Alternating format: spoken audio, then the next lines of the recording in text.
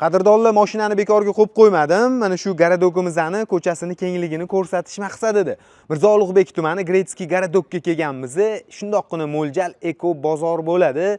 Aka-uka yonma-yon yangi uy qidirganlar bo'lsa, videoni oxirigacha ko'rib turinglar. 3 ta yonma-yon qurilgan kottejlarimiz, ikkitasi 1.3 sotixdan, bittasi 4 sotixdan. Hozir sizlar bilan 1.3 sotiqli patkulch holatligini ko'ramiz. Ketdi. Hovlimizga xush kelibsizlar o'rtoqlar. Mashina ko'rganinglardek tashqari hovlida turadi. Bu bo'lsa ichkari hovli. Bu yoqqa endi tapchan stol-stullarni qo'yib olsak bo'ladi. Bu yoqda yozgi oshxonalarni ham davom ettirib bitkizib yuborasizlar.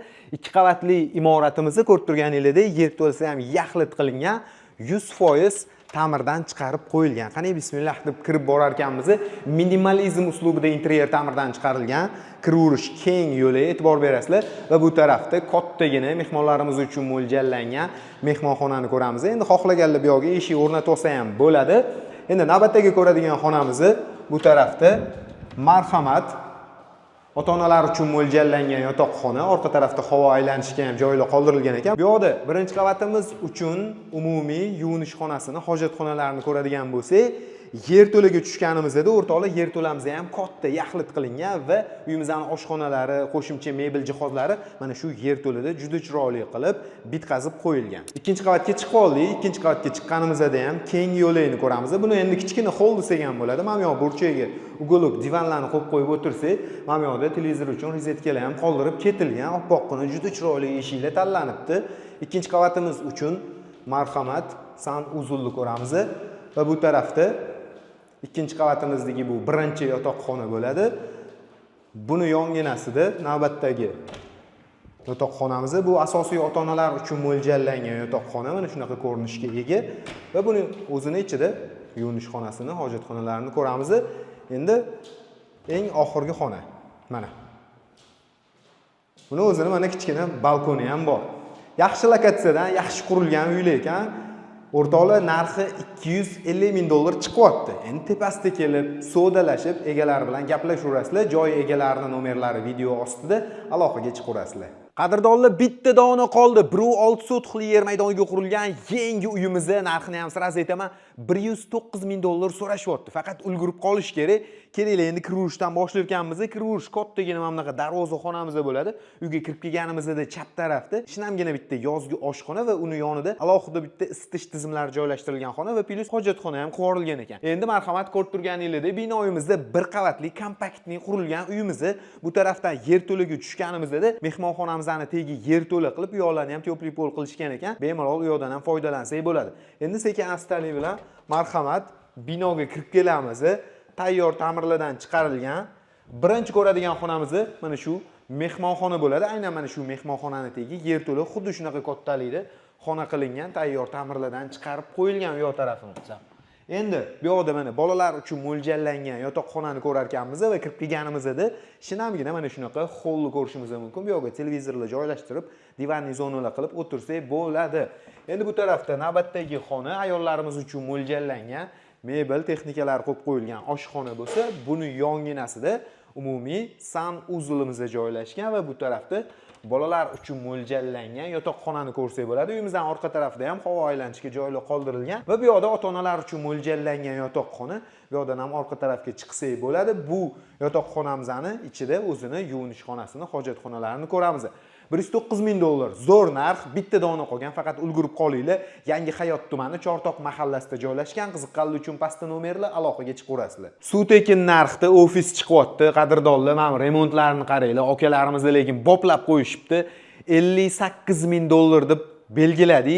70 kvadrat metr kattalikda, shaharning bir chekkasi emas, Shayxontohur tumani Jararuda Novostroykani Sokolning qavati bo'lyapti. Mana shu ko'rayotgan hamma narsalar qoldiriladi, o'rtoqlar, tayyor holatda ekan. Endi kelinglar, bu yoqdan xonalarni ko'rib chiqamiz.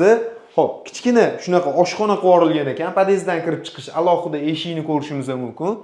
Davom etamiz. Xo'p, bu yoq tarafdan mana zinadan pastga tushirish, asosiy kiraverish eshigi, mana bu yoqga chiroyli kattagina garderoblar ham yasab qo'yilgan. Mana bunaqa oynalar, lekin gap bo'lishi mumkin emas. Remontlari ideal holatda turibdi, ozgina foydalanishgan ekan. Endi marhamat bu tarafda sanuzulini ko'radigan bo'lsak, bu yoq tarafda alohida yana bitta endi xo'jayinlarga shunaqa xona qilingan ekan. o'rtoqlar $58,000. Вообще doda narx, taqalgan narxi qilib belgiladik. Qiziqqanlar uchun pastda joy egalarining nomerlari aloqaga chiqaverasizlar. Oxunboboyev eng qimmat mahallasi qaysi bilasizlarmi o'rtoqlar? Bilmasanglar, bugungi videoda men sizlarga ko'rsataman. Oxunboboyev endi juda ham katta joy bo'lgani uchun mahallalar ham bo'lingan. Ikkita qimmat mahalla bor bilsanglar. Bittasi o'sha ko'pchilik Makron orqasi deydi. Ikkinchisi masjidning orqa tarafidagi mahalla deyshadi. Bizda hozir mana shu ikkinchisida turibmiz. Moyqo'rg'on mahalla. Ko'chalarni ko'ryapsizlarmi kengligini? Asfalt qilingan, yon atrofdagi uylar, mana bu tarafdagi mana uylarni ko'ringlar. Xullas hammasi katta-katta, doda uchastkalar. Burchakda 8.2 sotixli yer maydoniga ega bo'lgan mana shu katta uchastkamizni sotuvga qo'yilyapti. Men hozir narxlari bilan aytib o'taman. Nariyoq tarafdan kiraverish darvozaxona bor. Avtomobil qo'yish uchun parkovkamizni binoni yerto'lasiga olib tushib ketar ekanda. Imorat shu 1200 kvadrat metr kattalikda deyishyapti. Hozir ichkariga kirib ko'rsanglar hayron qolasizlar. Hamma sharoitlar boplab tashalgan. Bu yoq tarafdan ham bu nariyoqdagi kichkina eshikni ko'ryapsizlarmi? Bu o'zi bitta katta uchastka bo'lgan. Shuni yarmi u yoq taraf sotib yuborilgan, bu yoq tarafga o'zligiga qurishgan ekan. Endi ba'zi bir sabablarga ko'ra hozir sotiladigan bo'lib qolgan. Endi proyektni ichkaridan ko'ramiz, ketdik. Mana basseynning kattaligini ko'ryapsizlarmi? Boplab qo'yishgan ekan o'rtoqlar. Basseynimizning tegi mana men turgan joy ham yerto'la. Mashinada bino yerto'laga tushib, bu yoqdan xonalardan bino basseynning tagida yursa bo'ladi. Bu yoq tarafdan hovlisini ko'ringlar. Mana o'sha boya aytganimdek, eski bu yoqda qolib ketgan imoratlari bor. E'tibor bersanglar, qimmat radiatorlar qo'yib qo'yilgan. Keyin nemetskiy brend bor bilsanglar, Groh. Ana o'shandan cho'pli pollar ham yotqizib, bu yoqda mana kollektorlargacha qo'yib qo'yilgan ekan. Ish lekin doda qilingani mana masjiddan ham bilinib turibdi.